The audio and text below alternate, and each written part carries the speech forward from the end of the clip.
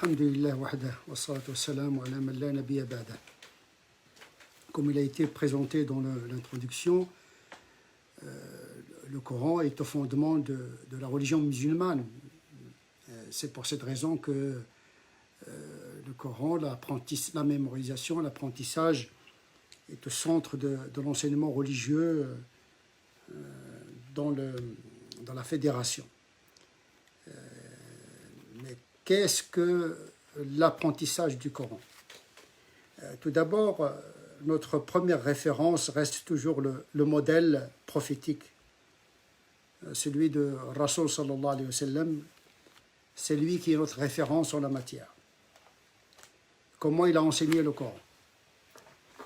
Premièrement, le prophète sallallahu alayhi wa sallam recevait le Coran fragment par fragment. Wa Qur'anan faraqnahu, un Coran qu'on a révélé par fragments. Qur'anan farraqnahu, cela veut dire que le Coran, selon cette variante, a été révélé par fragments.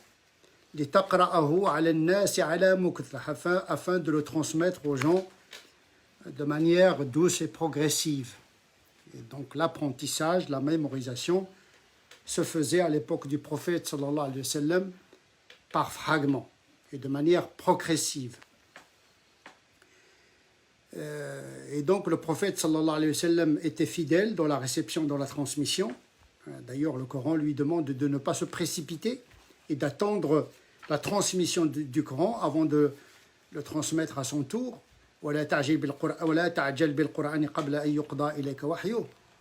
Et donc ça c'est une méthode, l'écoute, attendre l'enseignement, l'assimiler et puis le transmettre.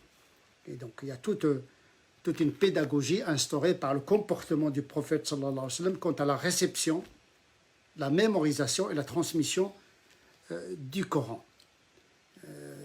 Yatlu alayhim ayatihi, donc la première fonction c'est de réciter, de transmettre fidèlement la substance de la révélation à la lettre. C'est pour cette raison qu'on appelle d'ailleurs le Coran par al-wahyu al-matlu. C'est la révélation articulée, transmise à la lettre, sans ajouter, sans retrancher. Il s'agit de transmettre la lettre du texte et de ne pas transmettre l'interprétation du texte. Contrairement à la sunna, permet sa transmission, pas à la lettre, mais transmettre uniquement le sens des paroles du prophète. Ce n'est pas le cas pour le Coran. Le Coran s'apprend par cœur et à la lettre. Yatlu alayhim ayatihi wa yuzakkihim. Donc il y a une fonction d'éducation. Donc la transmission est accompagnée par l'éducation morale et spirituelle. Wa yuzakkihim wa yu'allimuhum al-kitab. La troisième phase, c'est l'enseignement, c'est-à-dire l'enseignement dans le sens du commentaire et de l'explication du contenu. En effet, un des compagnons rapporte, selon Ibn Majah, que le prophète sallallahu alayhi wa sallam, d'ailleurs, ce compagnon parlait de l'apprentissage à un âge assez jeune. Il disait, nous étions alors jeunes et le prophète sallallahu alayhi wa sallam nous enseignait d'abord la foi. C'est très important. Puis nous enseignait le Coran. La foi, c'est-à-dire, il les préparait. Donc on prépare, il faut attirer l'attention, il faut préparer l'apprenant, il faut donner l'appétence à l'élève pour être curieux, pour pouvoir justement apprendre le Coran. كان يعلمنا الإيمان ثم يعلمنا القرآن فإذا قرأنا القرآن ازددنا إيمانا. Il nous apprenait la foi et puis il nous apprenait le Coran. Et quand on lisait le Coran, notre foi augmentait. Mais le point de départ, c'est justement le sens. C'est pour cette raison qu'il faut intéresser nos enfants. Avant d'entrer dans l'apprentissage, il faut intéresser l'apprenant le pourquoi de l'apprentissage et de quoi il s'agit dans ce livre. Et donc la première phase, c'est d'intéresser, de créer un climat propice pour l'apprentissage, donner sens à l'apprentissage du Coran, parce que quand même il s'agit de la parole de Dieu lui-même, sur laquelle se fonde tout l'édifice de l'islam.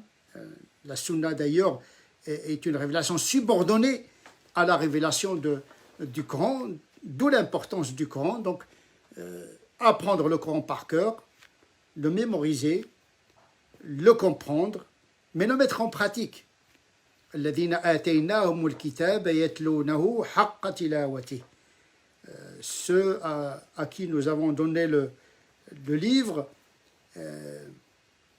ils le suivent comme il se doit. التلاوة هنا بمعنى الاتباع. الشيء تلا الشيء إذا تبعه. التلاوة ici, c'est pas la récitation, mais la mise en pratique. Donc il y a la mémorisation, il y a la compréhension, et puis il y a l'incarnation des valeurs du Coran. On ne peut pas séparer l'apprentissage du Coran de cette dimension pratique, l'incarnation. Hamalatul Qur'an, ceux qui portent le Coran, ils portent ses enseignements et les incarnent dans les limites possibles. Mais il n'y a jamais cette dimension de l'incarnation, il n'est jamais très loin de la mémorisation. Et la mémorisation, plus elle est pratiquée à l'enfance, mieux c'est. D'ailleurs, ce compagnon, quand il parlait de la méthodologie, de la méthode du prophète sallallahu alayhi wa sallam, il parlait de son rapport avec les jeunes. Il enseignait le Coran d'abord aux jeunes. Kunna ghilmanan hazawira. Nous étions à l'âge de la jeunesse. Et donc, le prophète sallallahu alayhi wa sallam se dirigeait son apprentissage du Coran déjà à cette époque-là vers les jeunes, parce que c'est à cet âge-là où la mémoire est aiguisée et propice à emmagasiner le Coran. D'ailleurs, peu de compagnons ont appris le Coran par cœur. Ça ne dépasse pas les 8 compagnons qui ont appris le Coran par cœur. Et d'ailleurs, quand Abu Bakr a voulu mettre à la tête de ce collège de compilation du Coran, il a mis à leur tête Zayd ibn Thabit, un jeune compagnon, il était très jeune. Abu Bakr a dit on t'a élu, on t'a demandé de faire cette tâche parce que tu es jeune et de moralité solide. Et donc il avait la qualité de la jeunesse, qui est une qualité intellectuelle très importante, parce que c'est dans la jeunesse où il y a la production, la mémorisation intellectuelle dans son summum. D'ailleurs, les recherches scientifiques se font généralement par des jeunes, où il y a un développement neuronal. Vous savez, le pic des synapses atteint son summum quand on est jeune, et puis il y a un déclin avec l'âge. Donc, il faut miser sur l'enfance, sur la jeunesse, pour l'apprentissage et la compréhension du Coran. Et donc, Zayd ibn Thabit, d'ailleurs, c'est lui qui a imposé son mode. Ce que nous lisons aujourd'hui en matière de variantes, wa harfu Zayd, c'est le mode de Zayd. Et puis les variantes, c'est autre chose. Le qira'a, c'est pas le mode. Et donc, c'est très important de commencer la mémorisation du Coran à un âge très avancé, dans le sens de la jeunesse, l'enfance, la jeunesse, et puis l'âge adulte. Et donc, il faut choisir le public cible pour la mémorisation. Donc, il y a un ordre de priorité dans la question de la mémorisation, s'orienter davantage vers les enfants et puis les jeunes, et puis les adultes dans un troisième temps. Donner l'appétence et les motivations pour ce faire, pour que l'apprentissage du Coran ne soit pas imposé, mais désiré. Il faut rendre le Coran désirable aux yeux de nos enfants. Donc il faut un climat, une méthode, une technicité d'apprentissage qui s'adapte à nos enfants. Et puis il faut l'accompagner par quelques commentaires.